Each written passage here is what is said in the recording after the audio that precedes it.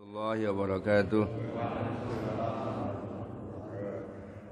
Alhamdulillah wassalatu wassalamu ala Rasulillah wa ala alihi wa sahbihi wa man wala amma ba'd. Faqad qala Allah Subhanahu wa ta'ala wad'u ila rabbik wa qala ta'ala ud'u ila sabili rabbika bil hikmati wal mau'izatil hasanah wajadilhum billati hiya ahsan. Wa qala ta'ala wa ta'awanu 'alal birri wat taqwa. Wa qala ta'ala wa la takum minkum ummatun yad'una ilal khair. Shadaqallahu 'azim. Hadirin rahimakumullah. Alhamdulillah, kita bersyukur kepada Allah Subhanahu wa taala bahwasanya kita masih Allah bagi taufik untuk melaksanakan salat fardu subuh dengan berjamaah, kemudian dengan zikir dan doa. Dan sekarang kita melanjutkan tentang kajian hadis-hadis Rasulullah kita Riyadhus Shalihin. Salawat dan salam semoga tercurah kepada Nabi kita Muhammad SAW, sahabatnya, keluarganya, dan juga umatnya semoga maksudnya. Wasalian, duduk kita di sini wasalian. Zahirnya sedang belajar ilmu agama yang nilainya lebih baik daripada salat sunnah 1000 rakaat kalau salah satu bab ilmu agama. Juga kita sedang menjalankan satu di antara pintu rezeki. Ada 13 pintu rezeki. Satu, semua orang berserikat, Yahudi, Nasrani, Majusi, orang ateis atau komunis berserikat di dalamnya. Hindu, Buddha, animisme. Tapi ada 12 pintu rezeki yang lain, yang mana orang Islam pun sedikit sekali yang mau menggapai atau mengusahakannya. Apa itu? Thalabul ilmi, mencari ilmu agama. Zaman Nabi ini ada dua bersaudara, karena akhwani fi zaman Rasulullah SAW. Ada dua bersaudara zaman Nabi. Yang satu yahtarib, bekerja. Yang satu bekerja. Yang satu lagi hanya mencari ilmu saja bersama kepada Rasulullah SAW. Maka yang bekerja ini ngadu kepada Nabi, ya Rasulullah, ini saudara saya kok kerja cuma ngaji tok gitu. Kerjanya apa? Ngaji tok, ngaji aja. Sementara saya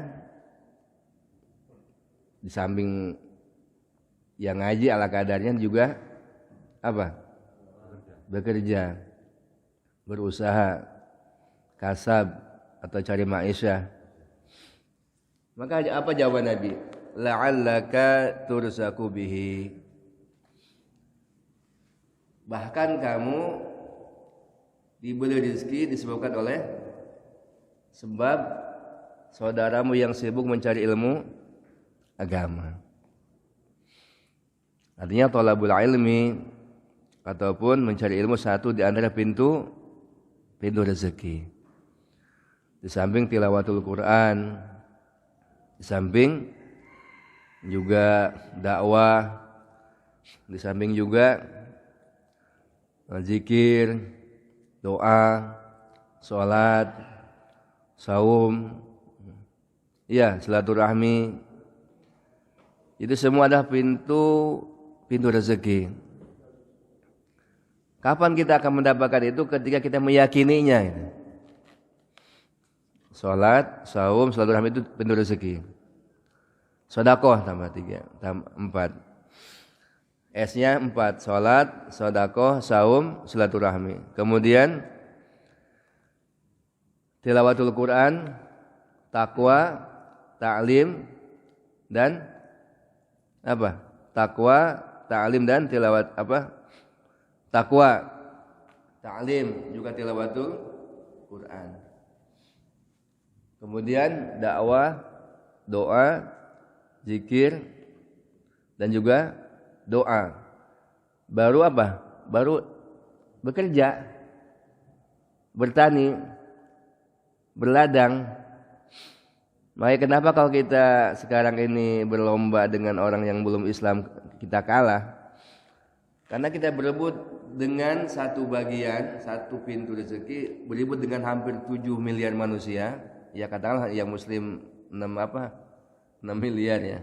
Yang 1,5-nya muslim. Tapi yang muslim kan berebut di sana ya. Sama aja gitu. Kalau dijumlahkan persentasenya. Sebenarnya pintu-pintu yang lain yang begitu luas, yang begitu lebar, yang begitu besar, justru kita mengabaikannya. Maka saya sedikit sampaikan di sini adalah agar kita saya duduk 1 jam nih, misalnya atau 40 menit, dapat apa gitu? Jadi dapat ilmu.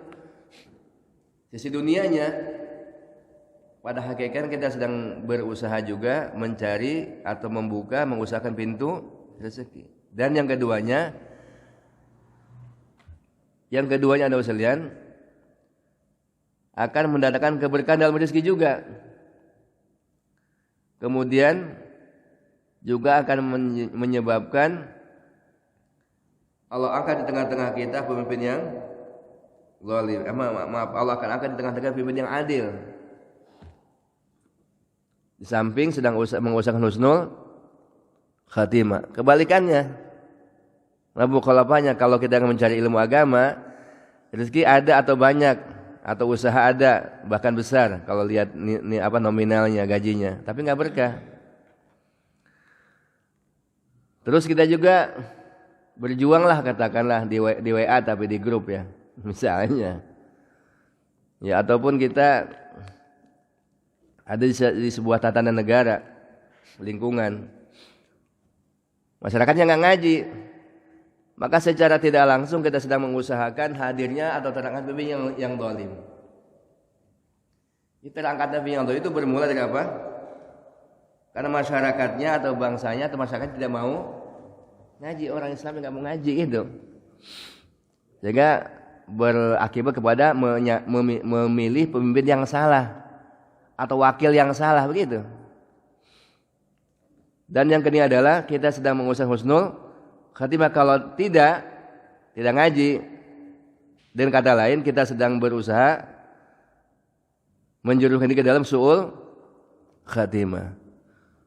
Su'ul khatimah. Jadi kalau kita ingin husnul khatimah, ya ingin berhasil ngaji, ingin ada pemimpin yang taat kemudian hari, atau kita sedang berusaha ya ngaji, ingin husnul khatimah juga ngaji. Sekarang babun fid dilalati ala khair wa du'a ila hadin aw dhalalah. Bab tentang menunjukkan kepada kebaikan dan mengajak kepada petunjuk ataupun kesesatan. Allah berfirman, wad'u ila rabbik, Al-Qasas ayat 87. Ajalah manusia untuk iman dan taat kepada Tuhanmu. Ya Allah berfirman, ud'u ila sabili rabbika bil hikmati wal mau'izatil hasanah. An-Nahl 125. Ajalah manusia kepada jalan Tuhanmu dengan hikmah, dengan bijaksana, wal mau'izatil hasanah, dan dengan penuturan yang baik, nasihat yang baik. Wa qala ta'ala wa ta'awanu 'alal birri wat taqwa. Saling tolong menolonglah dalam kebaikan dan ketakwaan. Al-Maidah ayat 2. Wa qala ta'ala wal takum minkum ummatu yad'una ilal khair. Dan adalah ada di antara kalian satu umat, satu jamaah yang mengajak kepada keimanan. Juga tambahannya wa ya'muruna bil ma'ruf wa yanhauna 'anil munkar wa ulaika humul muflihun. Mengajak kepada keimanan, menyuruh kepada yang ma'ruf atau yang baik dan mencegah dari yang munkar. Mereka lah orang-orang yang beruntung. Lawan katanya apa? Kalau tidak ada umat yang mengajak kepada kebaikan dan tidak menyuruh kepada yang ma'ruf dan mencegah dari munkar, maka lawannya beruntung apa? Rugi. Lawannya untung adalah rugi. Lawannya sukses adalah bangkrut, pailit, sengsara. Al-Imran ayat 104. Hadis yang pertama dari Abi Mas'ud Uqbah bin Amr Al-Ansari radhiyallahu anhu Al-Badri. Sahabat itu gelarnya apa? Kalau dia orang Ansor ya Ansari, orang Ansor. Kalau orang Muhajirin ya Muhajir. Tapi kalau dia pernah ikut dalam perang Badar maka punya gelar Al-Badri. Orang yang ikut dalam perang Badar, perang yang sangat menakjubkan. 313 sahabat Nabi yang senjata hanya sekedar, bahkan ya sebagian besar sahabatnya juga ada servisnya juga lemah dan memang bukan niat berperang, hanya untuk menjaga ataupun menghalau, mencegat kafilah dagang saja. Persiapan kurang matang, tapi Allah perintahkan untuk berperang. Sahabat taat. Al-Badri artinya sahabat Abi Mas'ud Uqbah bin Amr ini termasuk orang Ansor yang ikut dalam peperangan Badar. Radhiyallahu anhu. Dia berkata telah bersabda Rasulullah SAW, "Man dalla ala khairin falahu mislu ajri fa'ilih." Riwayat Muslim. Orang yang menunjukkan atas satu kebaikan, maka bagi dia pahala atau seperti pahala orang yang mengerjakannya. Seperti pahala orang yang mengerjakannya. Ini satu di antara khairiah umat ini. Kebaikan dan maziyah kelebihan umat ini. Keistimewaan umat ini. Apa itu? Dengan kita mengajak atau menunjukkan kepada kebaikan kepada orang lain, walaupun karena satu lain hal kita belum mengerjakannya, maka kita pun mendapatkan pahala orang yang kita ajarkan, kita tunjuki tersebut. Ajib ya. Ajib. Artinya apa? Dengan kata lain, semakin banyak orang-orang yang kita ajarkan atau kita beritahu, kita tunjukkan tentang kebaikan kepada mereka, maka semakin banyak pula pahala yang kita dapatkan. Kebaikan yang kita, pahala kebaikan yang kita dapatkan, yang kita peroleh. Kemudian dari Abu Hurairah radhiyallahu anhu, anna Rasulullah sallallahu alaihi wasallam qala, "Man da'a ila hudan kana lahu minal ajr mithlu ujuri man tabi'ah la yanqusu min ujurihim syai'a." Barang siapa yang mengajak kepada petunjuk, kepada kebaikan, maka bagi dia akan mendapatkan pahala seperti pahala-pahala orang yang mengikutinya, tanpa orang yang mengikutinya dikurangi sedikit pun pahalanya. Sebaliknya, wa man da'ila dhalalatin kana 'ala min al-ithmi mithlu atham man sami'a min adli syai'a. Riwayat Muslim.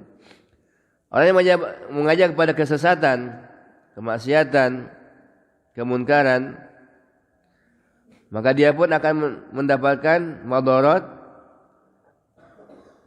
dosa dari yang dia kerjakan, yang dikerjakan sebagaimana seumpama dosa-dosa orang yang mengikutinya, tanpa dikurangi sedikit pun dari dosa yang dilakukan oleh yang mengikutinya.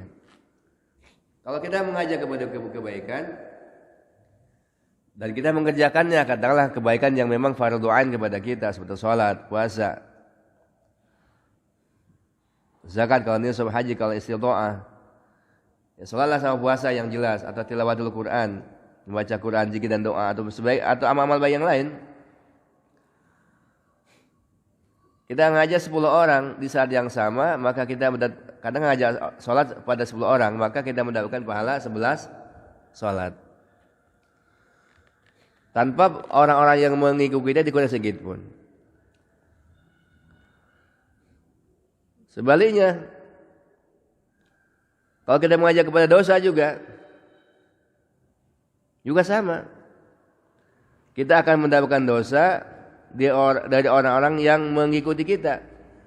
Tanpa dosa-dosa orang yang mengikuti itu dikurangi sedikit pun. Maka apa? Maka beruntung sekali orang-orang yang dengan lisannya atau bahkan mungkin dengan isyarahnya bagi orang yang akhras. Kadang ada orang yang bisu tapi dia bisa dakwah dengan bahasa isyarat. Dulu kita nggak terbayangkan, nggak terpikirkan. Ya kalau berita juga ada ya, menerjemahkan berita yang atau satu berita di TV kan. Ternyata orang-orang bisu pun bisa dakwah juga, bisa ngajak juga. Bahkan sampai ada pesantren bagi orang yang bisu. Bisu. Allahu Akbar. Dulu nggak terpikirkan, sekarang ada di Jogja yang sudah ada. Maka sekalian, maka orang sahabat-sahabat Nabi lah katakan, beliau atau mereka ini tidak semuanya hafal Quran. Kata sebagian masuk Islam sudah tua. Kemudian mereka pun tidak semuanya, orang-orang alim dalam artian sampai pada level jadi mufti gitu, atau boleh berfatwa. Kalau berilmu beliau cuma masuk sampai pada level mufti. Ya kalau sekolah sekarang sampai S2 ataupun S3 dalam ilmu agama maksudnya, sehingga sampai pada level mufti yang boleh berfatwa. Tapi kemudian mereka dakwah ke seluruh penjuru dunia. Maka lahirlah generasi kedua, generasi tabi'in yang ada hafal 1 juta hadis, 5.000 hadis atau menjadi ulama mujtahidin sebagai imam mazhab yang 4. Ataupun lahirlah para penghafal Quran, lahirlah qari, lahirlah ahli-ahli tafsir, ahli hadis, ahli-ahli dalam berbagai macam disiplin ilmu agama. Atau lahirlah pesantren, masjid-masjid di berbagai daerah dan bahkan negara. Maka apa? Maka semua pahala kebaikan yang dilakukan oleh orang-orang tersebut yang dengan asbab dakwahnya para sahabat mereka masuk Islam,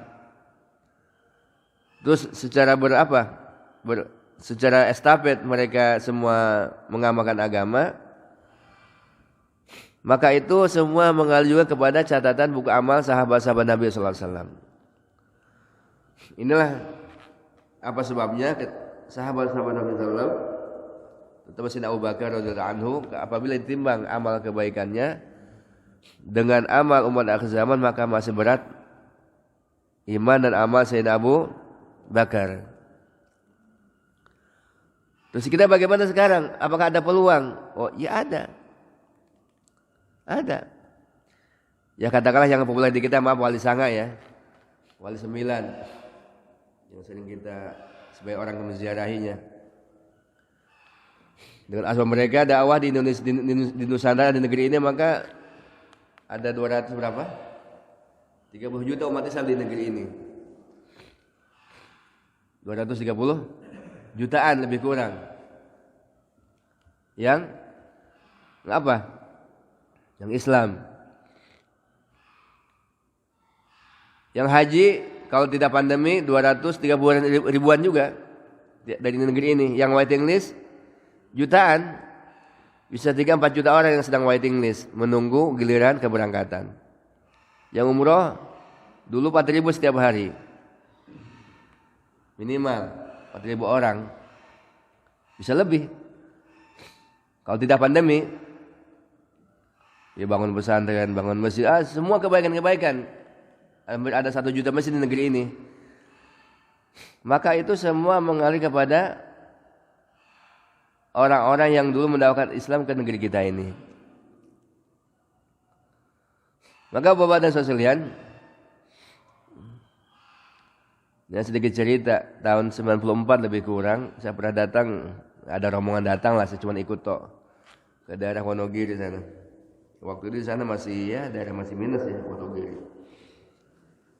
Saya cuma ikut beberapa hari aja. Kemudian ya banyak yang ikut iktikaf 3 hari dan seterusnya.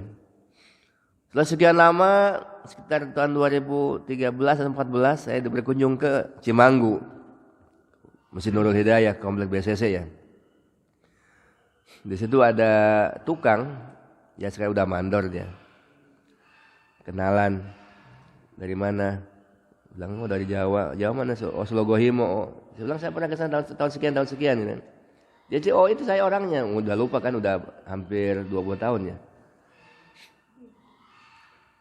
Dia profesinya sebagai tukang, sekarang jadi mandor. Tapi anaknya sudah 4 yang hafal Quran. Bahkan ada 1 yang sudah punya pesantren. Di daerah nikah dengan seorang ulama, alumni pesantren, kemudian buka pesantren di daerah Brebes, daerah Salem situ. Wah sekalian, artinya bagi kita pun ada peluang untuk bagaimana menjadi asbab kebaikan, asbab hidayah, asbab hafal Quran bagi orang-orang yang ada di kampung-kampung, di pedalaman, di daerah. Sangat besar peluangnya. Cuman sayangnya peluang ini, kemuliaan ini sedikit sekali yang mengambilnya gitu. Bapak sekalian, Indonesia ini tadi saya katakan ada berapa yang waiting list, hampir 3 juta orang lebih. Iya. Yang waiting list haji. Yang ketipu umrah berapa? Sama first travel. Lebih kurang 40.000 orang tuh yang ketipu. Itu yang first travel aja, belum yang lain. Kan ada berapa juga yang nggak begitu besar kan? Banyak sini yang ketipu kan? Daerah sini. Malu kalau ngaku ya nggak? Bukan masalah ketipu yang saya ingin ceritakan. Artinya secara finansial untuk bisa ribuan orang yang bisa umrah tiap hari dari negeri ini. Puluhan ribu orang juga, bahkan sampai 200.000 orang lebih yang bisa haji tiap tahun, bahkan haji plus yang angkanya 250 juta dibayar, itu orang Indonesia. 300 juta dibayar juga. Iya. Ingin langsung berangkat 200 juta dibayar juga. Kalau haji plus 120 juta ataupun yang 6.000 7.000 dolar itu nunggu 5-6 tahun, iya. Kalau yang haji biasa berapa? 10-12 tahun, ada yang 20 tahun nunggunya. Di Malang, di Aceh, Sulawesi, Kalimantan 20 tahun nunggunya. Maksudnya ada sekalian, secara finansial ada kemampuan. Umrah wajib setahun sekali. Seumur hidup sekali. Haji wajib seumur hidup sekali. Jadi kalau dakwah gimana? Padahal dengan dakwah ini walaupun nilai angkanya tidak mesti mengeluarkan angka sampai senilai umrah ataupun haji, maka bisa puluhan, bisa ratusan, bisa ribuan orang-orang yang dengannya menjadi baik dan kemudian pahalanya akan mengalir kepada kita. Nanti di akhirat akan ada orang begitu dihisab, dia punya puluhan bahkan ratusan orang yang haji, yang umroh, iya. Punya ratusan atau ribuan orang yang hafal Quran, pahalanya dicatat amalnya. Padahal dia nggak hafal Quran, nggak hafal. Bahkan dia mungkin punya pahala orang yang alim. Padahal dia nggak alim. Ternyata apa? Oh ternyata waktu hidupnya dia sering mengajak kepada kebaikan. Ataupun pahala sholat, pahala puasa, sholat sunnahnya, tahajudnya, duhanya. Padahal kalau dikalkulasi, ya Saya umur 60 tahun dipotong 15 tahun masa akil balik belum dewasa. Bayi dipotong-potong kan paling sekian ibadahnya. Ternyata dia punya pahala ratusan ribu sholat, ratusan ribu puasa, ratusan ribu hafal kebaikan-kebaikan. Ternyata apa masalah rahasianya? Oh ternyata waktu di dunia dia sering mengajak kepada kebaikan. Inilah yang dimaksud dengan man da'a ila hudan kana lahu minal ajri mithlu ujuri man tabi'ahu la yanqusu dzalika min ujurihim syai'a. Hadis ini digunakan oleh para pengusaha multi level marketing untuk dunia. Bisa, agar berat hitungannya. Mungkin sih peluang sih ada tapi cuma berat. Iya. Dulu dari mulai adanya Amway ya tahun 90-an ya. 92 93. Sabun Amway terus. Iya enggak? Pokoknya ada beberapa produk-produk yang dengan menggunakan multi level marketing supaya dapat bagian keuntungan semua ya. Ya kalau dalam dunia susah kan, kalau dalam akhirat itu sangat mungkin orang yang mengerjakan tetap dapat pahala yang sama, tapi orang yang mengajaknya malah dia mendapatkan pahala dari sekian kebaikan-kebaikan amal yang dikerjakan. Karena pemberinya siapa? Allah Subhanahu wa taala, dan dibayar di mana? Di akhirat kelak. Enggak dibayar di sini semua, walaupun ada sebagian dibayar di sini. Atau diberikan pahalanya di sini, tapi kebanyakan diberikannya di mana? Nanti di akhirat. Maka kalau kita menjadi seorang manajer di sebuah perusahaan, ya kalau di kapal menjadi seorang nahkoda ataupun kapten kapal, adakah kebaikan yang bisa dikerjakan? Ada, sangat ada. Dulu ketika tahun 90 ke sana, kata seorang ABK atau seorang mu'alim di sebuah kapal, bahkan seorang kapten juga, dibilang nggak ada yang sholat di mana? Di PLN maksudnya.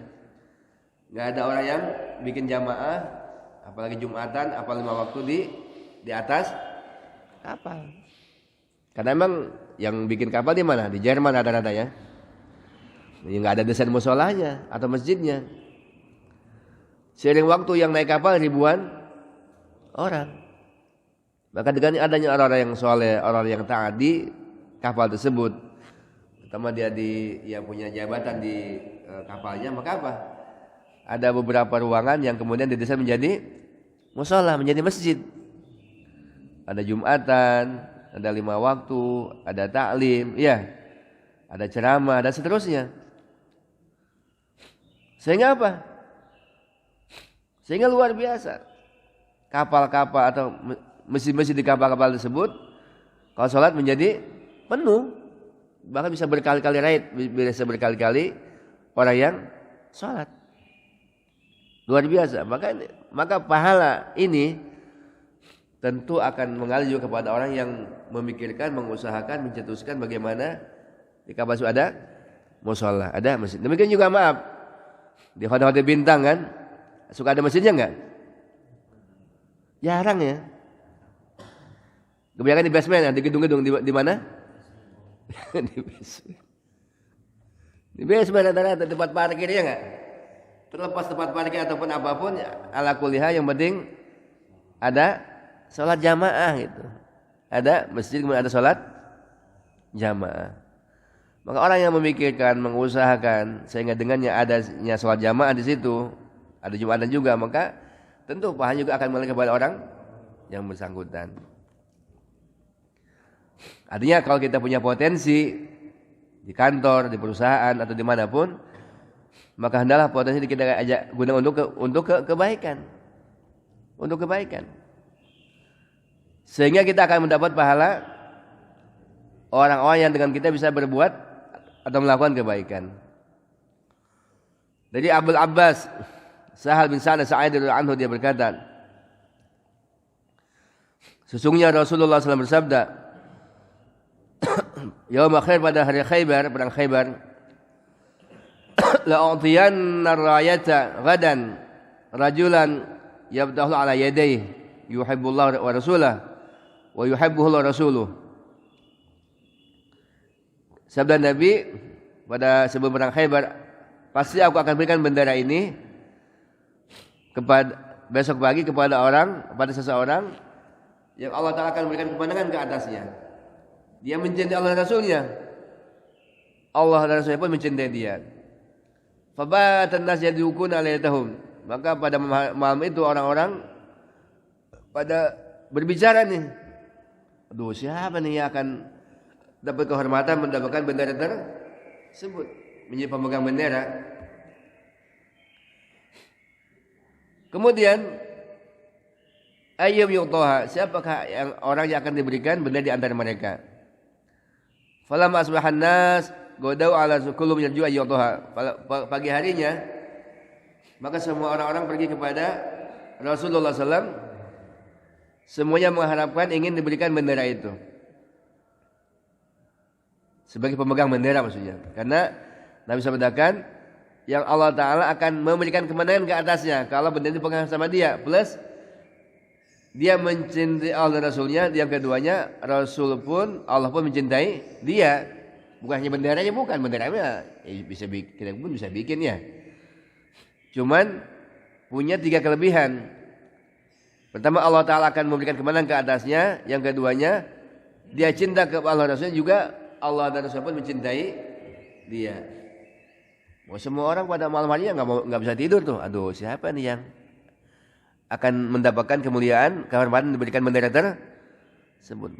Pagi harinya langsung semua menuju kepada rumah Rasulullah SAW di Masjid Nabawi, rumah Nabi itu kan. Semuanya mengharapkan mendapatkan diberikan bendera tersebut. Maka tiba-tiba Nabi bilang apa? Regal, aina Ali bin Abi Thalib? Manakah Ali bin Abi Thalib? Regil, ya Rasulullah. Wa ishtaki aina? Ya Rasulullah. Oh, dia lagi sakit mata.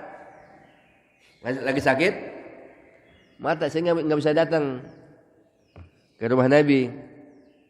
Regal arsfarsilih. Utus orang, kirim orang untuk manggil dia. Pak Utiyabi. Karena dipanggil sama mantu kan. Sama mertua panggil datang. Didatangkan, tuntun mungkin kalau matanya udah sakitnya agak serius. Fabasoko Rasulullah SAW fi ainihi, kemudian Rasulullah meludah di kedua matanya, diludah oleh Nabi SAW. Wada'alahu, didoakan. Fabari'a, langsung sembuh. Hatta ka'allam yakun bihi wajah. Seakan-akan Ali bin Abi Thalib tidak pernah sakit, tidak merasakan penyakit mata. Fa'atahra, ya maka Nabi pun memberikan bendera itu kepada Al-Imam Ali karramallahu wajhah. Faqala Ali radhiyallahu anhu, maka Ali berkata, ya Rasulullah, uqadimu ala hadayakum mislana, adakah kami perangi mereka sehingga mereka seperti kami? Maka Nabi sabdakan, unbu ala rislik, berilah kamu hatta tansil bisan, sehingga kamu singgah di pinggir Khaybar, pinggir kota Khaybar di dekat Madinah. Summadahum al-Islam, ajak mereka kepada Islam. Wa akhbirhum bima yajibu alaihim min haqqi ta'ala fi, dan kabarkan kepada mereka dengan apa yang Allah wajibkan atas mereka dari hak Allah Ta'ala. Wa wallahi, maka demi Allah, la ayyahdiyallahu bika rajulan wahidan khairun laka min humurin ni'am. Demi Allah, maka demi Allah, seandainya Allah Ta'ala memberikan petunjuk dengan sebab kamu kepada seseorang, maka itu lebih daripada binatang ternak yang merah, unta yang merah-merah. Sekalian, kalau dijelaskan sepanjang, tapi lebih kurang ada beberapa poin yang perlu kita menjadi pelajaran buat kita. Pertama apa? Pertama, Nabi ketika memberikan kepemimpinan, ya kadang dalam hal memimpin sebuah pasukan, maka Nabi memilih kepada orang yang betul-betul dia punya sifat. Dia cinta kepada Allah, juga Allah dan Rasul mencintai dia. Kemudian walaupun dia sakit, hanya didoakan, diludahi, kemudian Allah berikan kesembuhan. Kemudian ketika jamaah ini atau Imam Ali bin Abi Thalib akan memimpin jamaah rombongannya ke Khaybar, maka Nabi berikan pesan seperti mana hidayah. Kamu pergi ke sana sehingga di pinggir Khaybar, ajak mereka masuk Islam dulu. Dan sampaikan kepada mereka tentang kewajiban Allah yang wajib atas mereka. Khaybar ini orang Yahudi. Kenapa demikian? Sabda Nabi, aku lebih senang mereka datang, mereka mendapatkan hidayah daripada engkau memerangi mereka kemudian engkau mendapatkan ghanimah. Kalaupun Allah Ta'ala memberikan hidayah kepada seseorang dengan asbab kamu, maka itu lebih daripada bidang tentang yang merah-merah. Artinya apa? Ketika orang itu orang Yahudi diperangi, kemudian apa? Maka kalau mereka kalah, maka semua harta kekayaannya menjadi pampasan perang. Otomatis ya untanya, kudanya, semua asetnya menjadi harta ghanimah. Tapi Nabi menginginkan, bukan itu yang dikehendaki. Dakwahi dulu agar sampaikan Islam kepada mereka. Kalau ini dilakukan, kalau nanti ternyata mereka menolak dan terjadi peperangan, maka Allah Subhanahu wa taala akan memberikan bantuannya kepada kaum muslimin. Kemudian di Sayyidina Anas bin Malik radhiyallahu anhu, An-Nafal bin Aslam, ada seorang pemuda dari suku Aslam. Dia berkata, "Ya Rasul, ini uridu ghazwa, saya mau berperang. Wala sama'i ma atajahazu bih. Cuma saya enggak punya sesuatu untuk bekal untuk berperang tersebut." Qal, "Iti fulan, kamu datang ke si fulan. Dia sudah buat persiapan, cuma dia sakit." Maka anak muda itu mendatangi orang tersebut. Maka Rasulullah SAW, maka dia berkata, Rasulullah SAW menyampaikan salam kepadamu dan bersabda, dan dia berkata, "Altini alaitazabih." Berikan sesuatu bekal yang engkau telah persiapkan dengannya. Maka orang tersebut yang sakit berkata, "Ya fulana, wahai fulanah," masih istrinya, "Altihil dari tajahazubih." Berikanlah kepada dia yang bekal yang aku telah buat persiapan bekal dengan itu. Wala tahbisi min syai'a, jangan kau tahan sedikit pun daripada harta itu. Fa wallahi la tahbisi min syai'an fayubarak laki fi. Maka demi Allah, kamu jangan menahannya daripada harta itu sedikit pun, nanti Allah akan memberikan keberkahan kepada kamu dalam harta tersebut. Rawahu Muslim. Penguasa sekalian, ini kasusnya adalah anak muda mungkin belum bekerja, belum punya penghasilan, tidak punya aset juga, tapi dia ingin berjuang, Dia lapor kepada Nabi, "Ya Rasulullah, sebenarnya ingin berjuang, cuma saya nggak punya bekal." Kebetulan ada orang yang sudah daftar mau berjuang, ikut dalam rombongan dakwah sahabat Nabi atau Nabi, kemudian cuma dia sakit. Maka Nabi memerintahkan kepada anak muda tersebut agar mendatangi orang tersebut. Ajibnya ketika orang itu datang dan sampaikan salam dari Nabi dan menyampaikan masuk kedatangan dia, maka orang itu pun langsung memerintahkan kepada istrinya agar memberikan semua bekal yang telah disiapkan untuk berjuang bersama Rasulullah SAW. Maka sekalian, ini semua masuk dalam kategori bab ad-dilal ala khair wa du'a ila hadin. Bab menunjukkan kepada kebaikan dan mengajak kepada kebaikan ataupun mengajak kepada kesesatan. Maka mudah-mudahan Allah Ta'ala berikan kepada kita kekuatan untuk menjadi orang-orang yang menjadi apa? Asbab, orang-orang baik dengan asbab kita. Dan kita pun sekarang ini ada peluang yang mudah dan murah ya. Dakwah mudah dan murah. Di apa? WA Group. Artinya dalam kondisi-kondisi tertentu, kalau ada kebaikan-kebaikan yang bisa kita sampaikan melalui WA, ya sampaikan. Sampaikan walaupun itu belum mewakili, karena tidak semua orang ada dalam grup itu ya. Tidak semua orang juga ada nomornya ada dalam nomor kita. Artinya sekalian, mudah-mudahan kita senantiasa menjadi orang-orang yang menjadi tersebarnya kebaikan di masyarakat kita dan juga di masyarakat insyaallah. Sebelum ditutup barangkali ada yang mau tanya, Pak?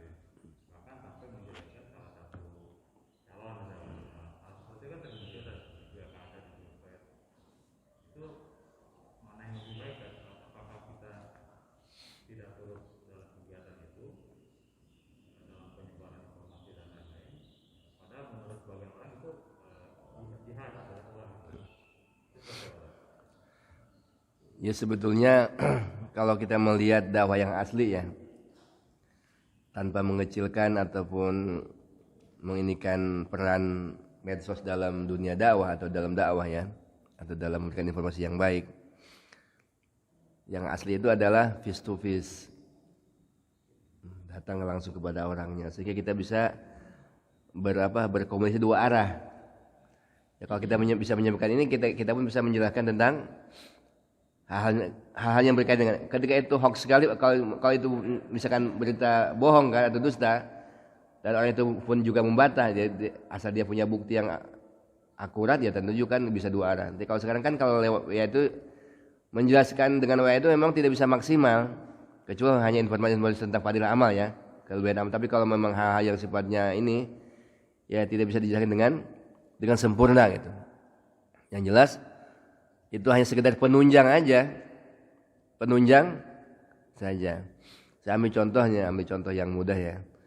Sebelum orang tua kita, sebelum kita ini, generasi kita ini speaker nggak ada ya, WA juga nggak ada ya. Tapi masjid, pengajian, masjid, musola lebih ramai dibanding kalau di kampung-kampung ya. Bukan cerita di komplek alhamdulillah. Di kampung-kampung sekarang itu minus. Padahal dulu penerangan sangat minus. Speaker nggak ada, hanya ada kentongan sama bedug aja kan. WA juga apalagi. Di pengajian, majelis taklim semuanya itu lebih makmur zaman generasi kita sebelum kita sama maksudnya. Kecuali kalau di komplek sekarang memang alhamdulillah. Ini adalah yang penting adalah kalaupun toh kita ingin menyebarkan atau menyampaikan satu berita, maka hendaklah kita tabayun dulu atau cek and recheck dulu, cross check dulu. Ya enggak? Jangan sampai kebalikannya, artinya jangan sampai kita menyebarkan berita bohong atau menyebarkan sesuatu yang sebenarnya tidak demikian kan gitu. Tidak demikian. Memang di kita ini kan ya bisa 67% kan memang masyarakat itu kan awam ya. Dalam tanda kutip dalam semua hal. Sehingga ya kalau dapat berita ya langsung aja sebar itu kan seakan satu kebaikan. Padahal kan tidak demikian. Tidak demikian. Zaman Nabi saja di zaman generasi terbaik, jangan pas bidain pada bayan tuh ketika ada satu kabar itu harus ditabayun dulu gitu. Apalagi zaman sekarang gitu kan. Apalagi yang menyebarkan maaf wartawan. Apalagi kalau menyebarkan adalah maaf kompetitor kan atau pelawan ya lebih ini lagi gitu. Yang menyebarkannya orang yang memang di zaman generasi terbaik saja, itu Allah perintahkan kepada kita untuk cek and recheck. Hendaklah kita teliti dulu, jangan sampai kita menyebarkan berita yang tidak benar, tidak baik. Kalau dalam konteksnya ya pilkada atau pilpres ya memang ya di kita ini masya Allah ya, karena memang belum dewasa dalam berdemokrasinya sehingga terjadi apa yang jadi walaupun menurut para peneliti ya di kita ini walaupun apapun yang kita lakukan tetap pemenangnya sudah diprediksi sebelum dibuka kotak suara ini kami itu sudah bisa diprediksi. Iya. Iya enggak?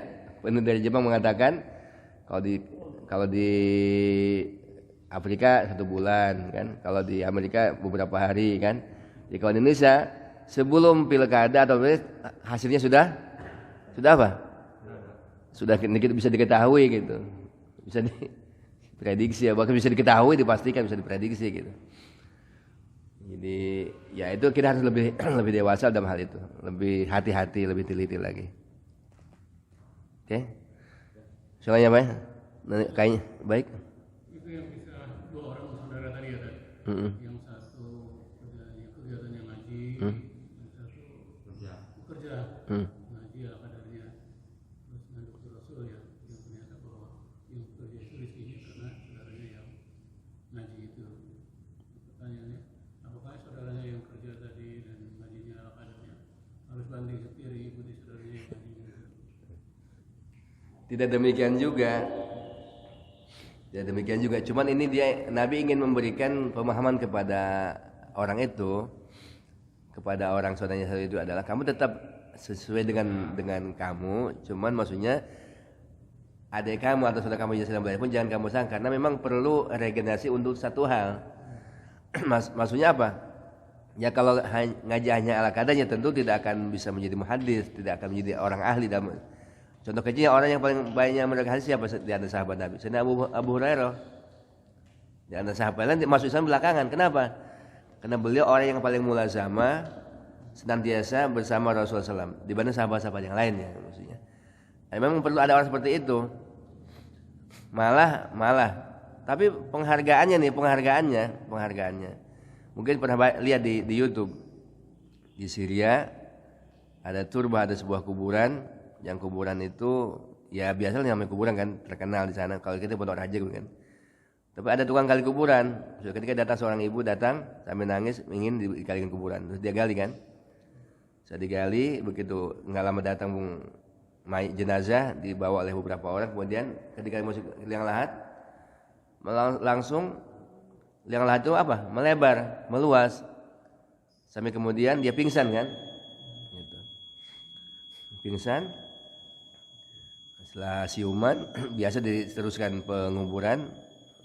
Kemudian dia ya dia cerita sebenarnya orang itu mau nanya siapa dan bagaimana, cuman ini halusinasi nih kira-kira kan begitu. Tinggal lama kemudian datang lagi orang yang ibu yang sama dan minta hal yang sama. Minta dia apa? Dikaliin kuburan karena anaknya meninggal dunia. Dan siapa? Tukang gali kuburan juga melihat hal yang sama juga. Begitu kuburan mau diletakkan, terbuka, kemudian jenazah itu diambil, ada yang ngambil. Kuburan langsung memandang. Setelah dia siuman, dia kejar orang itu, diselesaikan penguburan, kemudian diceritakan. Ini 2 orang ini siapa gitu. Ternyata apa? Ternyata 2 orang ini adalah anak si ibu itu, yang satu ya karena kebahasa kitanya mondok, yang satunya bekerja. Yang satunya ini yang membiayai mondok si saudaranya itu. Tapi Allah Subhanahu wa taala memberikan pahala, penghargaan, kemuliaan, karomah kepada 2 orang ini hal yang sama. Sehingga kebaikannya apa kebaikannya? Hanya si tukang gali kubur itu langsung dia meninggalkan cangkungnya atau profesinya, langsung dia datang ke masjid jami ataupun pesantren kalau sekarang. Dan beliau belajar dia belajar besar sampai menjadi ulama besar. Anak cucu pun menjadi ulama besar yang sangat terkenal di mana di Syria sana. Maksudnya bukan berarti kita itu, cuma di sini kita Nabi ingin menyampaikan bahwasanya kalau saudara kamu juga belajar dan kamu kerja, tetap saya berjalan sesuai dengan itunya, fungsinya. Nanti ya hasil tentunya yang fokus kan tidak finansial, kita nggak ada pemasukan kan. Hasilnya atau sebenarnya kamu berikan kepada orang tersebut, kepada saudara kamu tersebut. Seperti itu, bukan kita banding setir kemudian ya kita nanti. Silakan ya Pak ya. Yang jelas nanti Allah Taala akan memberikan kepada kita juga kemuliaan, pahala yang sama. Kalau kita juga membiayai orang-orang sedang belajar ilmu agama Allah Subhanahu wa taala. Kita lanjut sampai minum kopi insyaallah. Subhanakallahumma wa bihamdika asyhadu an la ilaha illa anta. Assalamualaikum warahmatullahi wabarakatuh.